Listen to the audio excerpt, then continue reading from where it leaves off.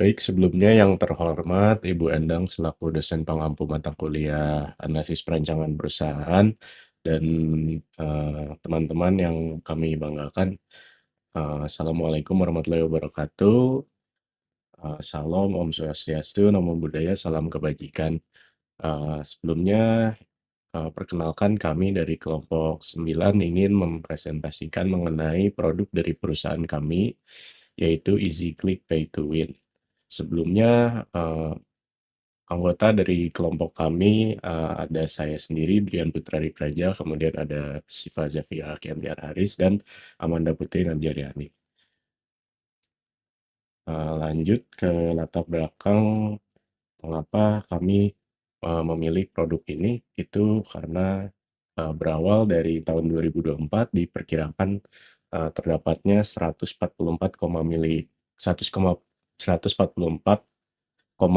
juta pengguna pembayaran digital. Nah, yang di mana terus meningkat sesuai dengan prediksi pada tahun 2028. Hingga kini terdapat berbagai e-wallet yang dapat digunakan dan dipilih sesuai dengan kebutuhan dan preferensi masing-masing pengguna atau user. Akses yang mudah dan cepat merupakan kelebihan dari fitur e-wallet ini sendiri. Namun masih terdapat beberapa keterbatasan pada akses untuk mengakses e-wallet ini sendiri. Contohnya seperti pada mata uang dan platform yang terhubung. Easy Click Pay to Win ini menawarkan kegunaan atau fungsi yang cukup yang universal. Visi kami adalah menciptakan e-wallet yang terhubung dengan layanan pembelian online yang membutuhkan konversi mata uang seperti Amazon, eBay, Etsy, atau Alibaba, yang lain-lain dan lain-lainnya. Tanpa adanya perantara-perantara aplikasi penghubung. Sehingga proses konversi transaksi berlangsung lebih cepat, efisien, dan aman. Potensi jasa kami terletak pada efisiensi dan efektivitas daripada pengguna itu sendiri, sehingga masyarakat dapat menggunakan e-wallet untuk pembayaran domestik atau nasional dan internasional, tanpa menggunakan perantara konversi lainnya seperti PayPal dan lain sebagainya. Kemudian lanjut ke aspek pasar, bentuk pasar kami sendiri berawal dari masalah yang itu perkembangan penggunaan dompet digital sehingga membutuhkan media untuk melakukan transaksi yang cepat dan efisien. Kemudian yang kedua, transaksi antara mata uang dan negara yang membutuhkan pihak ketiga. Tujuan dari produk kami ini sendiri adalah mengidentifikasi dan menganalisis ukuran dan tren pasar. Kemudian mengembangkan strategi pemasaran dengan menyusun rencana terukur dan terarah dan menghadapi persaingan dengan mengidentifikasi bisnis kompetitor. Kemudian pasar yang akan diukur dari market yang kami ukur, yaitu seluruh satu negara Indonesia, dari data masyarakat di Indonesia yang menggunakan metode pembayaran digital dalam kehidupan sehari-harinya diperoleh sebanyak 160,34 juta yang dilansir dari statista.com. Kemudian untuk analisis SWOT kami, pada bagian strength yang pertama memudahkan pembelian mata uang digital yang dimana banyak orang membutuhkannya saat ini dan belum ada aplikasi atau website yang memadainya di Indonesia saat ini. Yang kedua, selisih harga beli yang tidak lebih jauh dari yang user ingin beli atau ingin gunakan. Kemudian ketiga, kemudahan mengakses karena dapat diakses dari berbagai platform atau bisa dari website, aplikasi, atau berbagai platform dan operating system lainnya. Kemudian pada bagian weakness, yang pertama adalah aplikasi atau website keuangan yang akan cukup sulit untuk dijaga dan dikembangkan seiring berjalannya dunia digital, maka ancaman baru pun akan keluar dengan banyak. Kemudian ada opportunity, yang pertama berkembangnya dunia digital yang akan meningkatkan permintaan bagi produk. Yang kedua adalah meningkatnya permintaan digital currency untuk pembelian digital. Yang ketiga, produk memudahkan akses dan menyediakan seluruh mata uang digital yang tersedia akan meningkat minat user. Kemudian terakhir, threat yang terdapat aplikasi atau website keuangan yang akan cukup rentan dan diminati bagi peretas di seluruh dunia seperti yang saya sampaikan sebelumnya. Kemudian ada proses bisnis dari aplikasi kita sendiri, yaitu umumnya dari user akan melakukan transaksi melalui kami, yaitu EasyClick Pay to Win.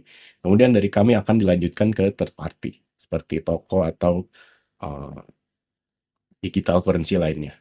Kemudian untuk diagramnya sendiri, seperti yang tadi saya sampaikan, dari awal memulai di user, start, kemudian user akan membuat pesanan atau user memiliki permintaan. Kemudian permintaan tersebut akan dialirkan kepada kami, yaitu dipesan melalui website, web base atau application base. Kemudian akan menampilkan metode pembayaran dan verifikasi pembayar dan melakukan pembayaran. Kemudian user akan melakukan pembayaran dan terverifikasi apakah itu valid atau tidak. Jika tidak, maka akan dikembalikan kepada user, dan jika valid akan dilanjutkan ke pihak ketiga. Dari pihak ketiga sendiri akan dilakukan verifikasi kembali apakah kuantitas atau nominal yang ditawarkan valid atau tidak. Jika tidak, maka dikembalikan ke pengguna kembali. Jika iya, maka proses pembelian akan dilanjutkan dan selesai. Lanjut ke kompetitor analisis, dapat dilihat di sini kami menganalisis kompetitor dari 3 perusahaan yang berbeda, yaitu Dana, GoPay, dan OVO.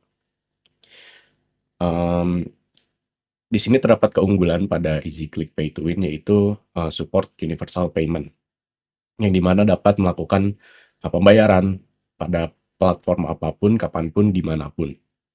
Di sini dapat dilihat bahwa hanya produk kami yang dapat melakukan atau unggul dalam analisis tersebut.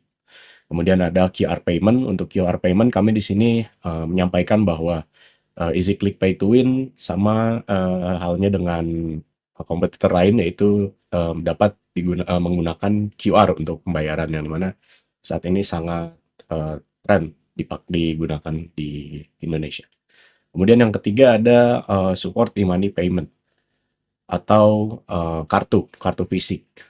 Kartu fisik e-money yang saat ini sering kali digunakan umumnya untuk membayar seperti tol atau parkir. Nah, di sini kami juga men-state bahwa EasyClick Pay to Win dapat menggunakan payment seperti itu, dapat berupa kartu fisik untuk melakukan pembayaran tersebut. Kemudian lanjut ke struktur organisasi. Struktur organisasi kami diawali dengan direktur atau CEO dari perusahaan dan membawahi 4 bagian, yaitu produksi, kemudian administrasi dan keuangan, lalu pemasaran, dan terakhir HR atau sumber daya manusia. Yang dimana tiap-tiap departemen itu memiliki manajer dan stafnya tersendiri, seperti dilihat dalam SOTK atau struktur organisasi tata kerja. Kemudian lanjut ke aspek finansial yang akan disampaikan oleh rekan saya. Terima kasih. Yang pertama itu adalah demand. Berikut merupakan demand forecasting dari EasyClick Pay to Win. Kami mendapatkan nilai demand dari data estimasi statistik pengguna pembayaran digital pada tahun 2018, yaitu sebesar 50 juta pengguna transaksi digital di Indonesia. Angka berikut kami pakai dengan asumsi sebesar 0,076%, lalu kami reduksi menjadi rentang 3.000 sampai 4.000 sebagai demand existing yang kemudian akan kami lakukan forecast-nya. Setelah itu, kami mendapatkan data demand, kami menggunakan metode peramalan double moving average 2x3 karena memiliki nilai MSE terkecil, yaitu sebesar 2.389. Kemudian berikut merupakan hasil verifikasi pada demand forecasting yang sudah dimiliki setelah melewati proses. Berikut perusahaan kemudian menjalankan perhitungan finansial lainnya pada keuangan untuk produksi EasyClick Pay to Win. Boleh di next.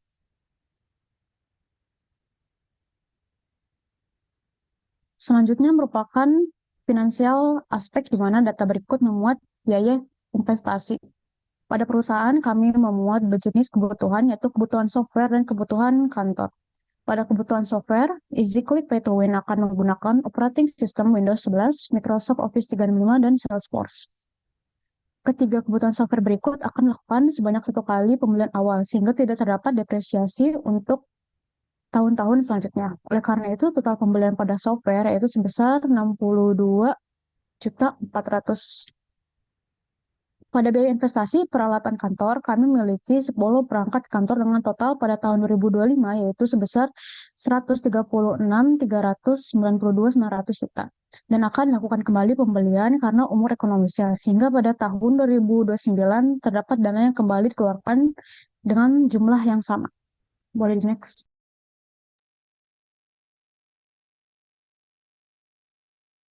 Nah, ini merupakan biaya operasional dari EasyClick Pay to Win. Di biaya operasional ini terdiri dari 3 biaya, yaitu direct cost, overhead cost, dan operation cost. Pada direct cost ini terdiri dari direct material cost dan dari direct labor cost.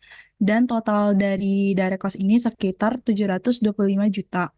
Lalu pada overhead cost ini termasuk biaya electrical machine expenses, indirect labor salary, tools depreciation expenses, dan application cost. Dan total untuk overhead cost-nya itu sekitar 837 juta.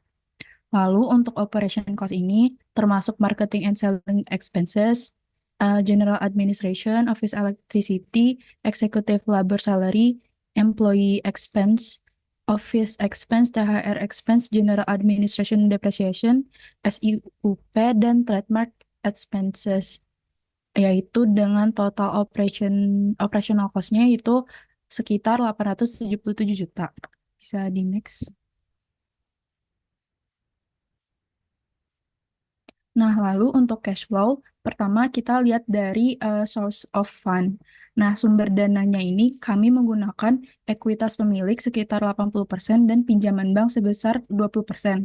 Lalu untuk kebutuhan dana untuk total biaya proyek itu sekitar 799 juta. Selanjutnya untuk COGS di sini akan dihitung untuk dianalisis sensitivitas. Next. Nah, neraca atau yang sering dikenal sebagai laporan posisi keuangan atau balance sheets itu salah satu laporan keuangan utama yang disusun oleh perusahaan. Siklus keuangan perusahaan ini menggambarkan kayak bagaimana perusahaan menggunakan uang untuk memperoleh sumber daya dalam kegiatannya. Nah, laporan keuangan ini memiliki tujuan untuk mencatat secara detail untuk setiap transaksi keuangan perusahaan, lalu membantu untuk mengidentifikasi tren dan pola dalam aktivitas keuangan perusahaan yang akan berguna untuk mengambil keputusan di masa depan. Boleh di next.